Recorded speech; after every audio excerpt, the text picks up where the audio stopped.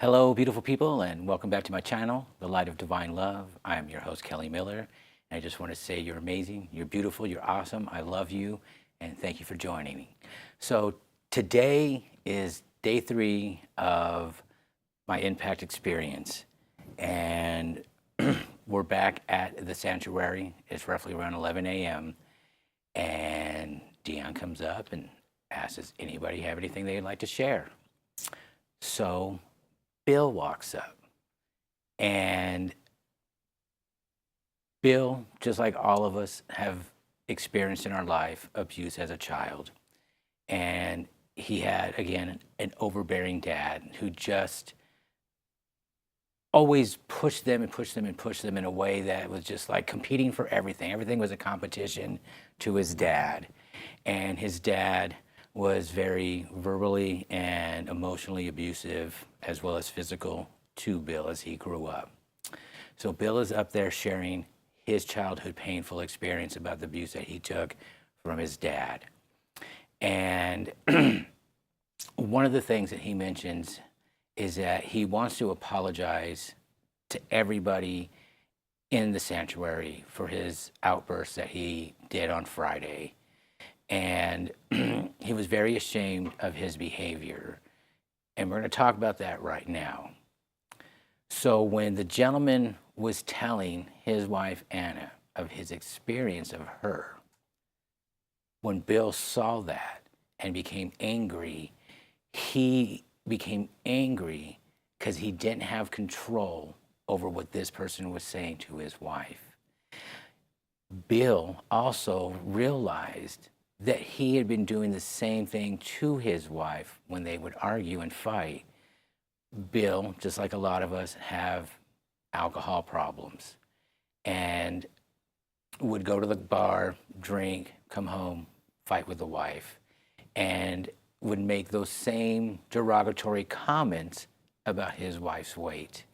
And during this time, Bill started having an affair with a customer at the bar that he had met. And he had been doing this for about 7-8 months before they come to this program. And the wife really didn't know, was suspecting, and kind of confronted him on how often he's going to the bar with his friends.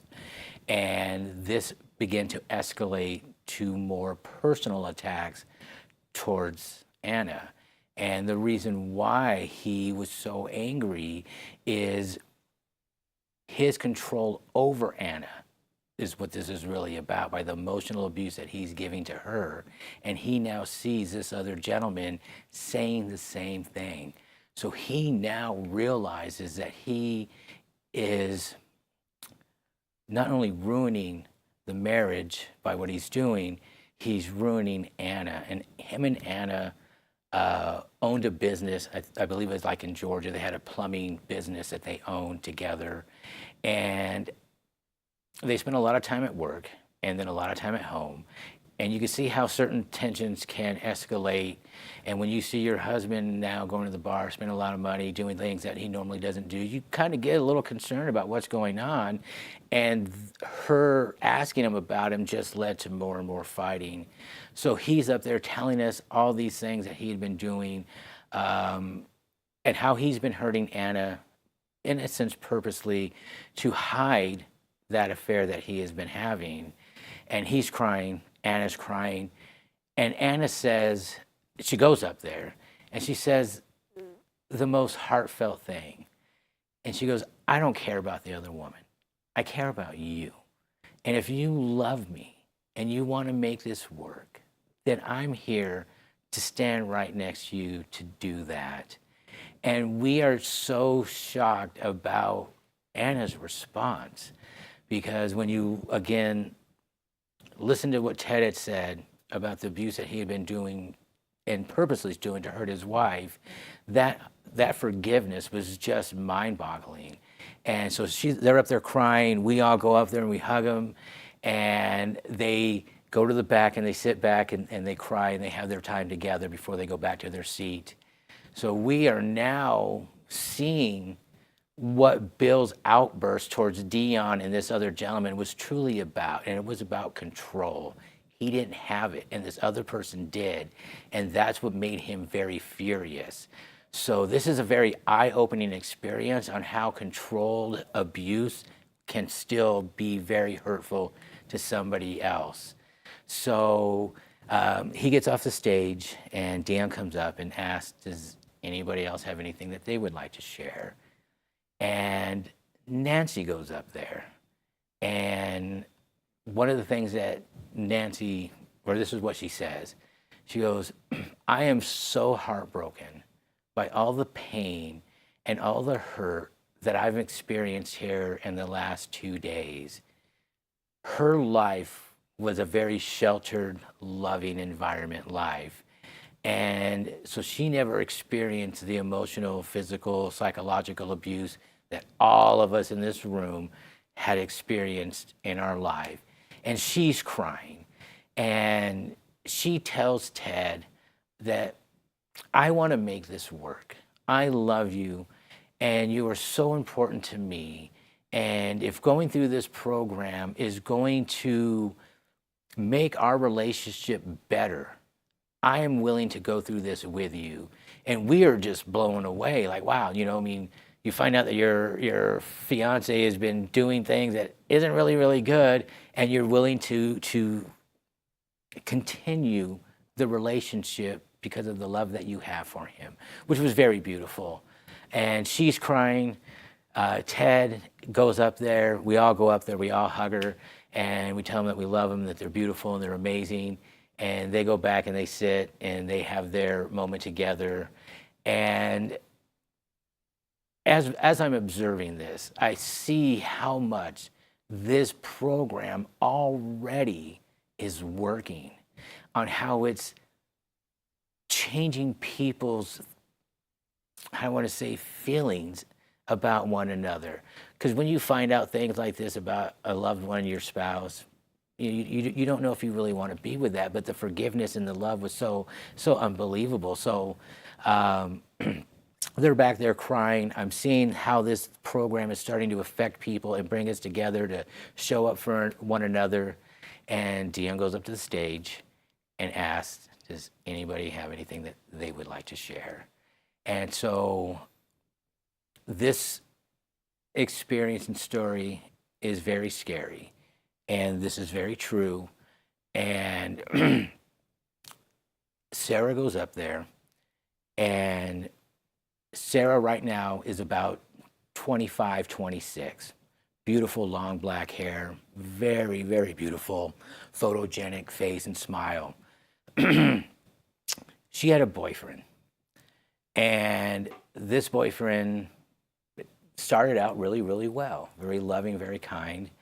And she worked in a restaurant, and she had they had gotten together and bought a remote control airplane for an employee for his birthday. And he, at the end of the shift, was giving everybody a hug and hugged Sarah. Sarah's boyfriend saw that and got really upset. And they went home, and he confronted her about it.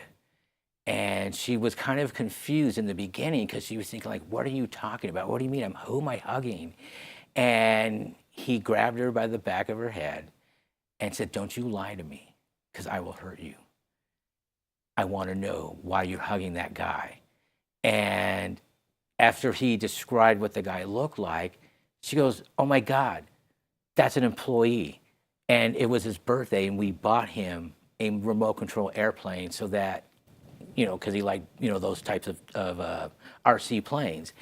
And he was very angry about it and hit her in the face and said, you better not be lying to me. So as Sarah's telling us this story, we're starting to see how his insecurity and control is going to start affecting this relationship with the physical abuse. So anytime that she was at work, she was always nervous about people. And this was right around, I would have to say, for what she had mentioned to us, probably early 91, 92 when this started happening. And at work one day, she was being a waitress, and a customer came up and was kind of rubbing her shoulder in a sense, not in an intimate way, but just like, hey, you're doing a really good job, thank you very much. And the boyfriend saw this, and he was going ballistic. They go home, they start fighting and arguing about it, and she is trying to explain to him that it was just a customer talking about the bill and whatever, and he punched her in the side, just bam, really hard, and she fell down and was crying, and he looked at her. This is her telling us this. If you are going to think about leaving me, you have another thing coming. I don't want to see anybody around you at all. And she is really confused on where this is coming from, because just a half a year ago, this was like the sweetest guy in the world. And she is now scared. She doesn't know what to do, and she doesn't know who to tell. And this abuse is going to continue into a very scary situation. Right around the end of 92, around Christmas, she was bartending, and a customer had wanted to give her a tip. And so he goes, let me see your hands. And so she puts her hand out, and he claps the gift that she wants to give him, or he wants to give her, in his hand. And the boyfriend happens to be there again. It's just like, seems to be like a totally weird situation for this girl. So he gives her the money, and he has her hand like this, and she walks away and he leaves. The boyfriend confronts her again. Now this is going to happen at the store where she's working, and he gets really upset, and he's kind of arguing like, what is that? What are you doing? Who's this person? Why is he touching your hands? And so she finally calms him down, says, look, it was nothing. He was just wanting to give me my tip, and that's it. And he kind of backs away because she's at their job now, and he's confronting at her job. So they go home, and he asks her about it again. And she had told him that he just gave me a tip. Well, how much was it? Well, that was none of your business. And he got furious. Now, this gentleman gave her a very generous $200 tip for Christmas. And the boyfriend got pissed off because she wasn't going to tell him how much money that customer gave her. So he smacks her in the face and starts yelling at her that I will hurt you if you cheat on me, or if you think you're going to leave me. This is not going to happen. So she's really, really scared. Now, during some of this time, she had noticed that in the morning she was very tired, very groggy. Like she just had a hard time waking up and getting prepared for the day. So after this happened, he went into the room, and this is scary. He cut her hair off. Not only did he cut her hair off, he went into her closet, took all her clothes, and cut up her dresses, her skirts, everything except for what she wore at work. So she wakes up, a little groggy, and she goes like this. This is what she is saying, and she realizes her hair is gone. She goes into the bathroom and she looks, and it's just gone. And she is now crying. And she goes out into the living room, or the apartment that they lived in, and sees all her clothes cut up on the floor with a note. It says, don't mess with me, bitch. And she is scared. She's like, oh my God, this guy cut my hair when I was asleep, tore up all my clothes. So as she's picking this stuff up, she finds a bottle of prescription pills. And I can't remember the name that was on it. But basically they were like volume. high microdose of volume. And it's all in powdered substance, not pills. And you can see this powder residue, she's saying, all over the container. And she is now freaking out. She calls her mom. Mom comes and gets her. They take her to go get a blood test. And now they have to figure out what to do because she can't go back there. And this is her saying this. What do I do and where do I go? I have to be at work. And right now the boyfriend is not home. So they call Dad and they go and meet Dad, and they figure out that they're gonna send her to Florida just to get away from this guy, so they can figure out and wait, because they have to wait for the blood test to be done, because they went, I don't know if I said it, they went to the doctor, took the pills, asked him what it was, and so she is now freaking out about the whole situation, because who knows what the next step the boyfriend's going to do. And as she's telling us this story, we are so just in disbelief of what is going on how fast this relationship has changed from a loving environment to a possessive, controlling, to tampering with her food and drinks by putting this stuff in there. And so they send her to Florida. They get the test results, very high volume, high level of this volume type prescription in her system. So she now is in this program because she has been so afraid to step outside because of this person. And she had got into a depression severely and was just like, I don't want to live anymore. I don't want to do this. I'm scared. So this experience that she had gone through was terrifying for her. And we are crying. I'm crying. The facilitators are crying.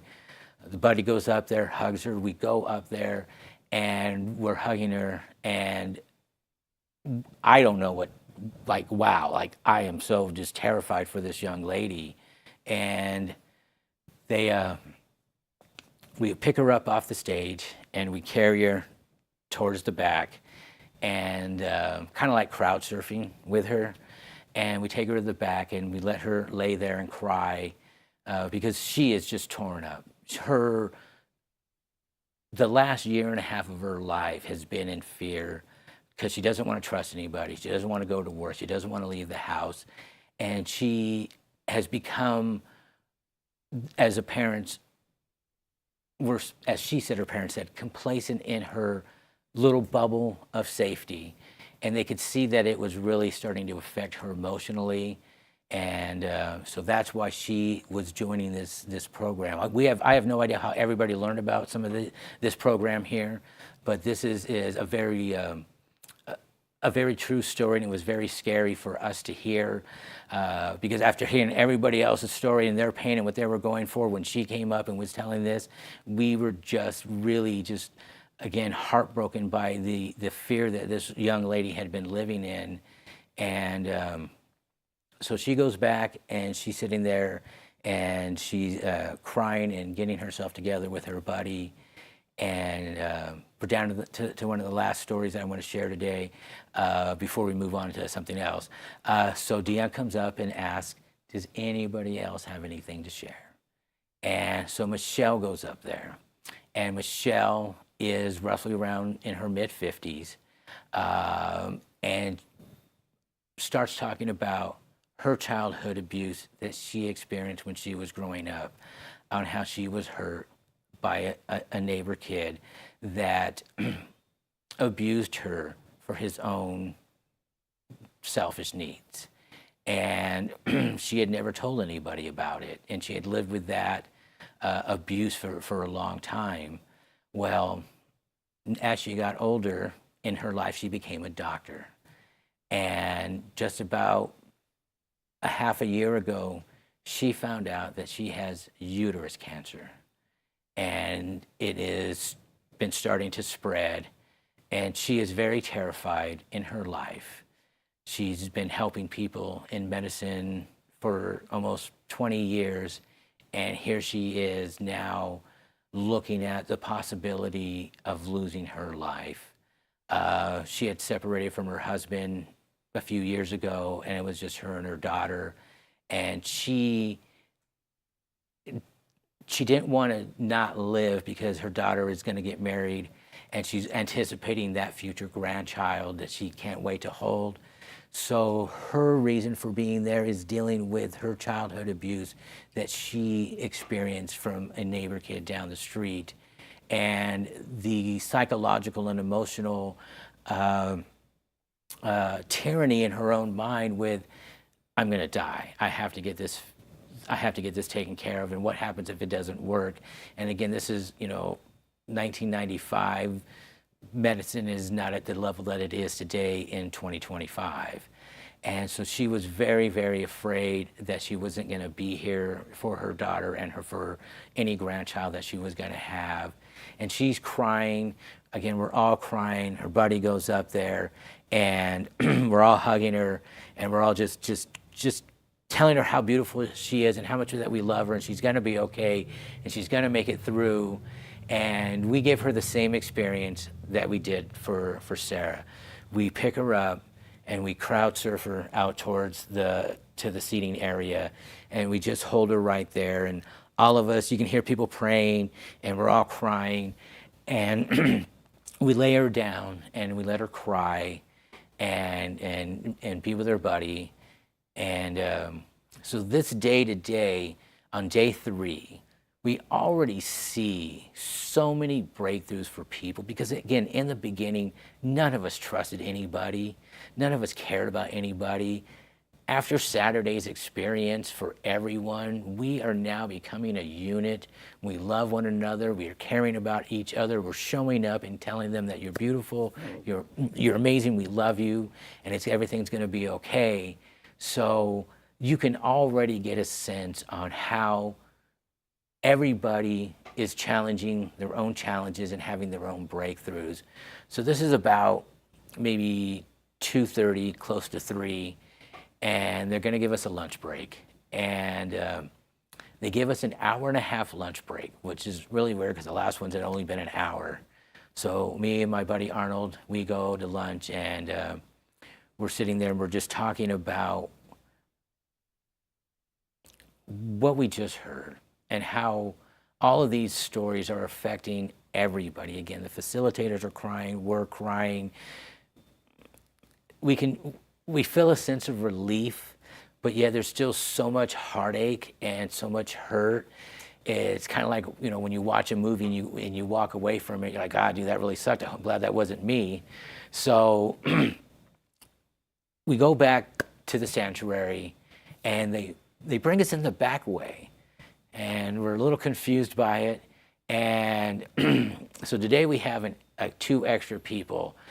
We have Justin and we have Fred. They are 2 facilitators that came in on Sunday, and they're learning about what it takes to do what Dion does and how he does it and how he operates the classroom.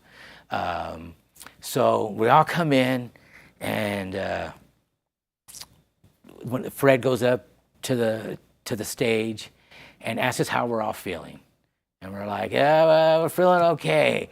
He goes, how are you guys feeling? Like, we're just not really sure. So he goes, are you guys ready to rock and roll?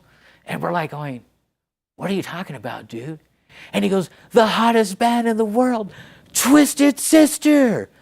You have Dion, you have Scott, you have Tony, and you have Edward, and you have Justin. They all have wigs. They have these big old star-shaped glasses that you get at an amusement park. They got these spandex pants on. They got these boots. They got these bandanas, and they're singing "I Wanna Rock" by Twisted Sister. And you're thinking, like, where did this come from? So they come in and they're singing these songs and they're dancing around and they're coming up to us and we're singing and we're dancing. And this is probably the best thing that they could have ever have done, because the mood was so heartbreaking. And then to turn it 360 degrees with I Want to Rock and come out singing like Twisted Sister, doing all, just dancing and having all this fun, it made us realize that the facilitators are human too. And that they're here to assist us in bringing out the best in who we are. So they sing I Want to Rock, they sing Get Over It by the Eagles, they sing Start Me Up by the Stones. So they have this little performance concert, and we're having so much fun. And so Dion goes, are you guys having fun? You guys having a great time? And we're all just excited, and we're just jumping and hollering and screaming. And they open up the foyer doors, and they have all this fruit, all these strawberries and bananas and grapes and cantaloupe and watermelon. They have yogurt, they have granola, they have ice cream and root beer floats, because rumor has it, Dion loves root beer floats. So they make all this stuff for us, and we get to go and just take a moment. They're playing some more music. We're all just dancing and singing. And so this was a really big change in the environment. And so this lasts for maybe about an hour or so. And, Dion goes, are you guys having fun? Is everything, you guys doing good? And we're like, yeah, it's doing great. It's awesome. He goes, okay, what I want you to do is push the seats to the back, find a spot, and sit down, take your shoes and socks off, and lay down. So they lower the music, and they turn down the lights. And this is where they're going to start introducing self-meditation. And he goes, I know Friday was tough, and I know Saturday was just as tough. And he goes, today we had some amazing breakthroughs, and I want to thank everyone for sharing. I want to thank everyone for trusting yourself, number one. Number two, for trusting the program. And number three, for trusting your facilitators. And he goes, right now, I want you just to take 15 to 20 minutes and reflect on how you feel right now. And so I'm thinking about my breakthrough, me jumping off the chair, visualizing how I felt before the chair jump, and how I felt after. And again, I felt so amazing, so beautiful. For the first time in my life, I really, truly love myself. And after about 15, 20 minutes, Dion goes, I want you to visualize right now your happy place. And it can be wherever you want it to be. He goes, I want you to picture yourself at that moment and think about what you've just experienced. And we're all crying. We're all reflecting on this moment of what we were like before we got there Friday, what we experienced Saturday, and now what we're experiencing on Sunday.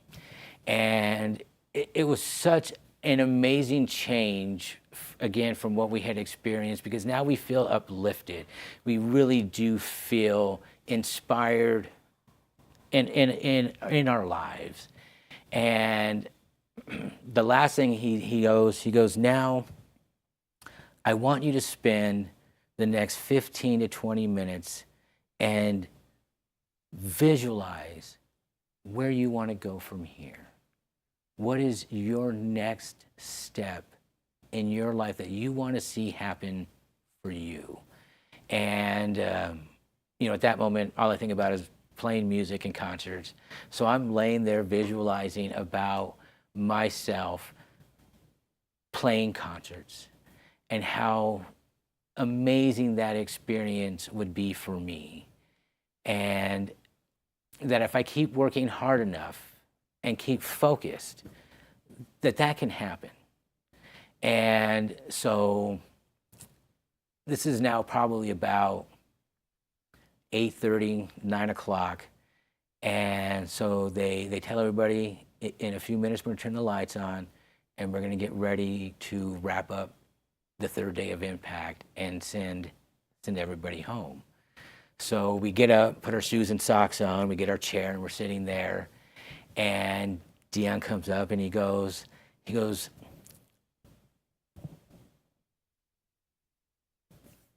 you have some challenges this week in your life, that, or what they call stretches.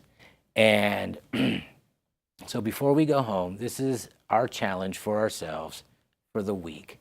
Number one is every day to say 3 positive affirmations about yourself before you go anywhere. Number 2 is to do something for yourself to celebrate this weekend. Because again, as challenging as it was, the people that didn't benefit were the people that left.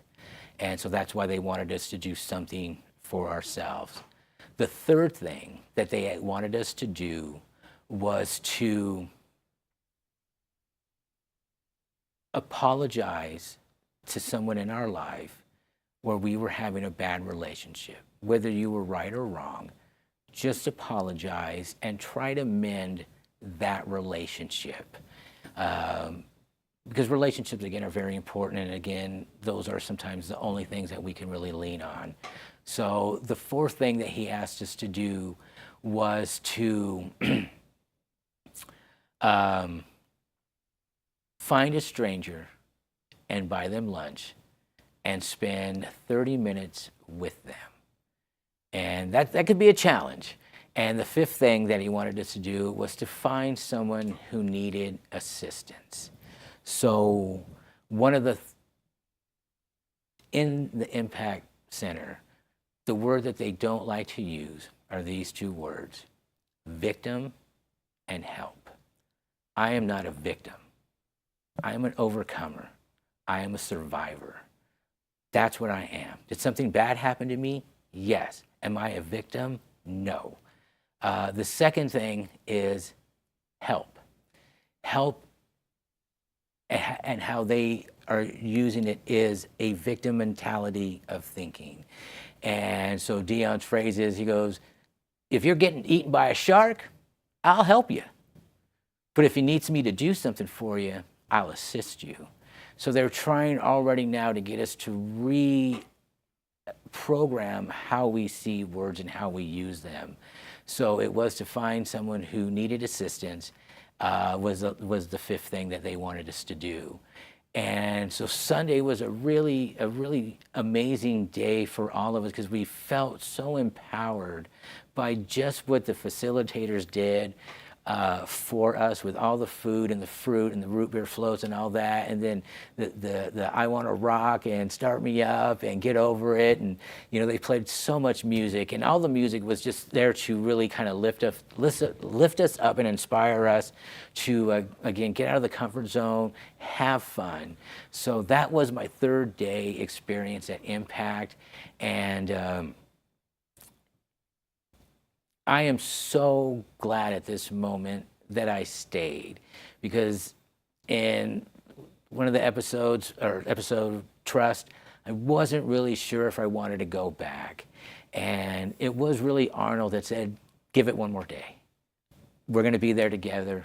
Give it one more day. And he goes, I challenge you to give it one more day. And I'm so glad that I did, because Saturday's breakthrough for me was so amazing.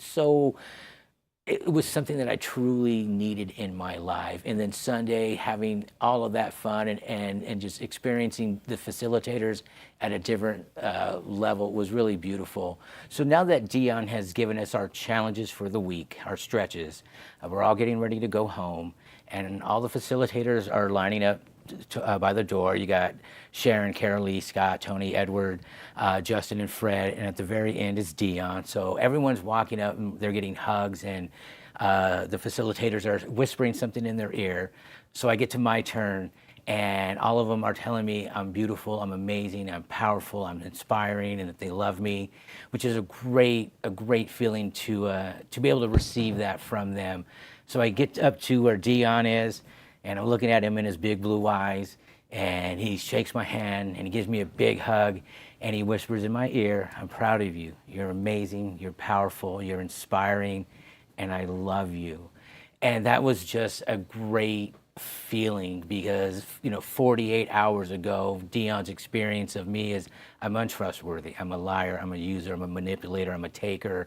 And I'm not worthy of being loved. To now, I love you. And it was not like oh, I love you. It was like a really, truly, I love you expression. So that was a great experience for me. And again, we're getting ready to wrap up day 3 at Impact. We're all going home for the first time in about 3 days. So it's going to be a really interesting experience. So I'm going to wrap this up. I'm going to get ready to do some angel tarot or oracle cards and get a message of inspiration and empowerment. And hopefully something good will come out of these cards today that will enlighten all of us to really, really self-examine the things that are in our life that we can change to have a better relationship with people. 3939, inner growth. I am committed to my inner growth and self-improvement. I learn from every experience and continuously evolve. My journey of self-discovery leads me to greater wisdom and fulfillment. That's such an amazing message because as I experienced Impact and started believing in myself and what I'm capable of doing, gave me, again, the courage and the empowerment to take back my life. And so I'm just going to read it again because it's so beautiful. I am committed to my inner growth and self-improvement. I learn from every experience and continuously evolve. My journey of self-discovery leads me to greater wisdom and fulfillment. I almost can't say anything on that because it's just beautiful. So I'm going to put that one right there. I'm going to go to another one because that is exactly everything that I felt through my experience at Impact. And it's just amazing that showed up in this reading or these cards today for us. So we have protect. You're being asked to protect your energy. It's okay to want to give it to others, which you do effortlessly.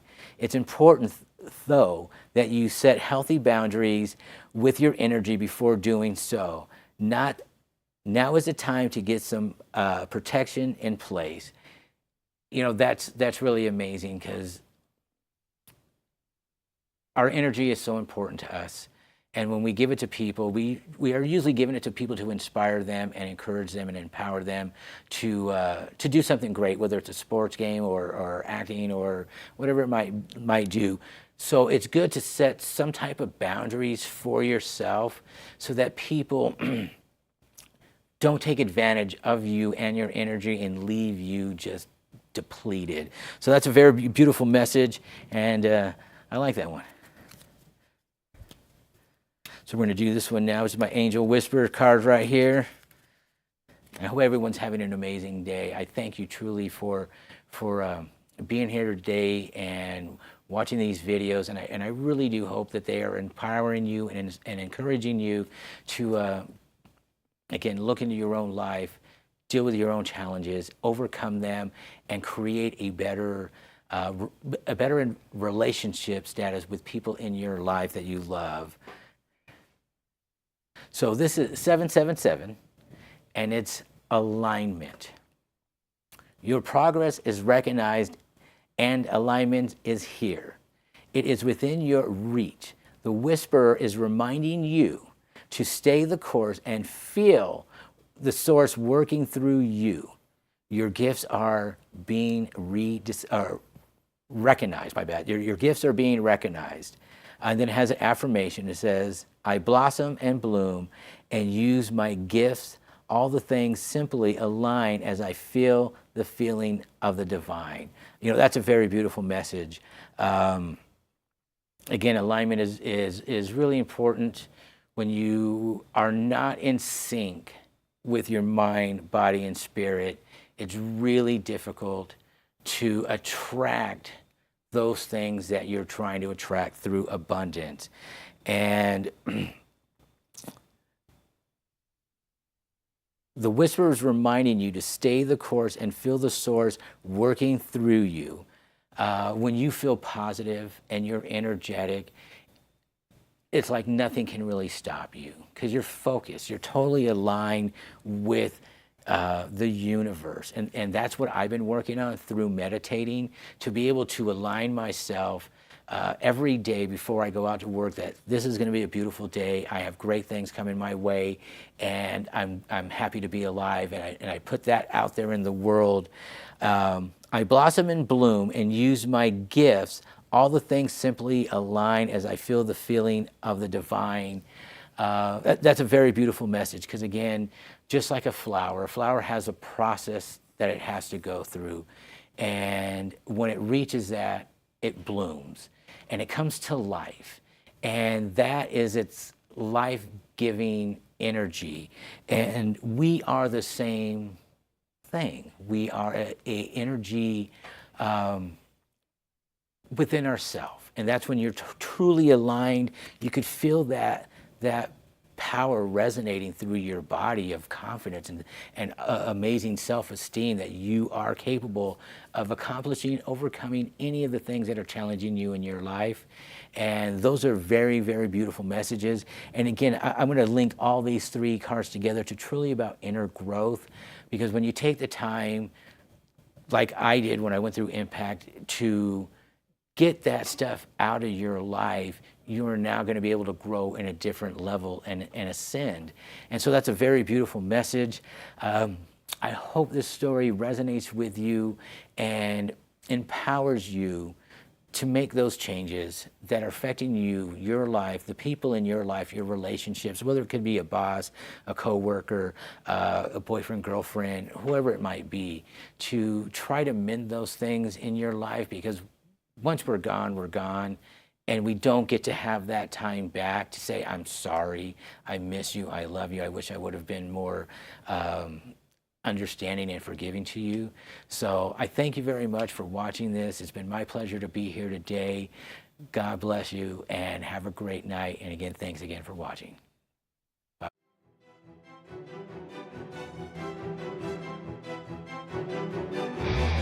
People will come and people will go, but most of this world aren't worth it to know. This life might deal you 1 or 2 true friends, so fight for what's yours till this life comes to an end.